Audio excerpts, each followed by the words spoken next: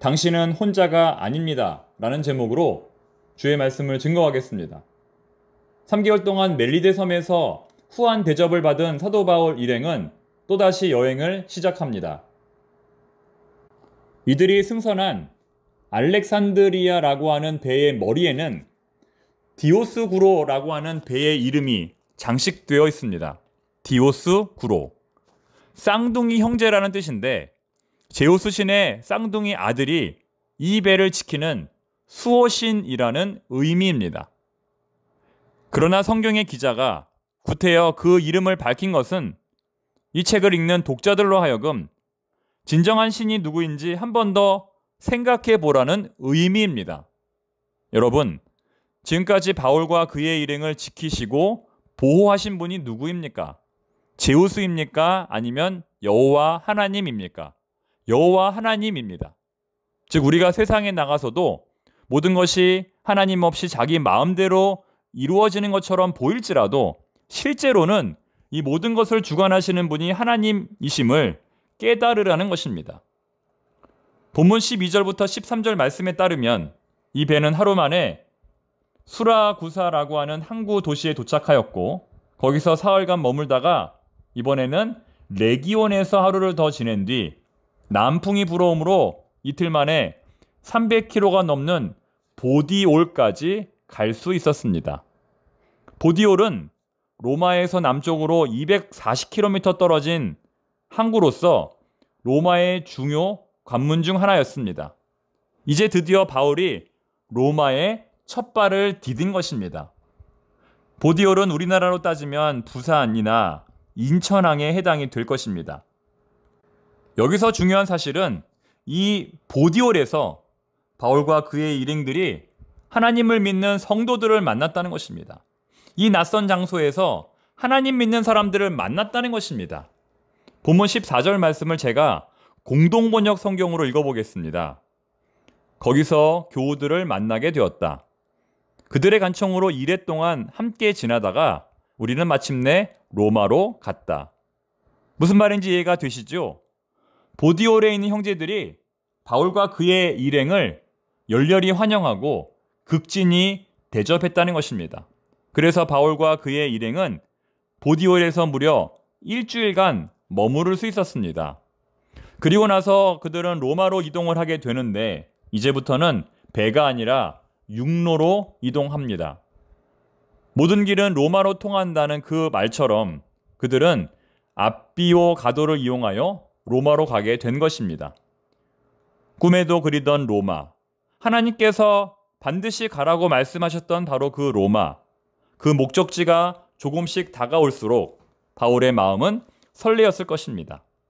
그런데 더 놀라운 사실은 보디올에서 형제들이 바울을 영접한 것처럼 로마의 성도들도 바울을 영접하기 위해 마중을 나왔다는 것입니다. 바울이 3년 전 그들에게 보냈던 로마서를 읽고 그들에게 바울을 꼭 만나고 싶은 마음이 생겼던 것 같습니다. 그런데 더더 놀라운 사실은 이렇게 바울을 마중하기 위해 나온 형제들이 한 그룹이 아니었다는 것입니다. 한 그룹이 아니라 두 그룹이었다는 것입니다. 본문 15절에 그 내용이 나옵니다. 공동번역 성경으로 이번에도 읽어보겠습니다. 로마에 있는 교우들은 우리가 온다는 소식을 듣고 아피오 광장까지 마중 나온 사람들도 있었고 트레스 타베르네라는 동네까지 나온 사람들도 있었다. 그들을 본 바울로는 하나님께 감사를 드리고 용기를 얻었다. 여러분 무슨 말인지 이해가 되십니까? 바울을 만나기 위해 동쪽으로부터 한 무리가 그리고 또 서쪽으로부터도 한 무리가 나왔다는 것입니다. 참고로 트레스 타베르네라는 말은 세계의 여관이라는 뜻입니다. 정말 많은 사람들이 바울을 영접하러 나왔다는 것이죠. 바울은 이렇게 자신을 마중하러 나온 사람들을 보고 어떤 생각을 하게 되었을까요? 기분이 좋았을까요? 기분이 나빴을까요? 당연히 기분이 좋았을 것입니다. 그래서 바울은 하나님께 감사의 기도를 올려드렸습니다. 사실 바울의 입장에서 볼 때 얼마나 감사한 일입니까? 이러한 환대는 정말 생각지 못한 뜻밖의 선물일 것입니다. 지금까지는 가는 곳마다 핍박을 당하고 가는 곳마다 모욕을 당하고 비난을 받았는데 이렇게 처음으로 사람들로부터 환대를 받은 것입니다. 고대하던 로마 선교의 길을 하나님께서 열어주신 것도 감사한데 이렇게 많은 사람들로부터 환대와 환영을 받으니 그동안 바울에게 쌓여 있었던 모든 피로와 고통은 한 번에 말끔히 사라졌을 것입니다. 그리고 또 한 가지, 바울이 입성한 아비오 광장은 본래 전쟁에서 승리한 로마의 장군들이 개선하는 개선문이었습니다. 즉, 바울은 복음의 전사로서 유럽에서의 전도를 마치고 이렇게 개선 장군의 모습으로 로마에 입성을 하게 된 것입니다. 하나님 보시기에 얼마나 영광스럽고 대견한 모습입니까? 바울은 이 모든 과정을 통하여 하나님께서 주신 소명을 더욱더 단단히 붙잡게 되었고 자신이 혼자가 아니라는 사실을 깨달았을 것입니다.